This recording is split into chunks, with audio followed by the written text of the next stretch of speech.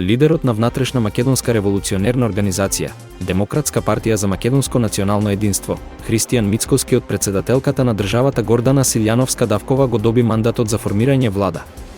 Практично, со ова од вчера тече 20-дневниот рок, кој тој го има за да го состави својот кабинет. Мицкоски предходно најави дека новата влада ќе ја формира пред крајниот рок, но по 17 јуни кога партијата одбележува годишнина.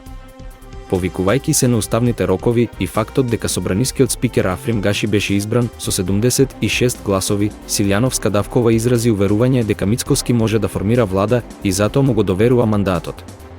Владата што ќе ја предводи Мицкоски ќе брои 20 министри со и 3 министри без ресор. Тој најави дека почнуваат внатрепартиски консултации за имињата на министрите.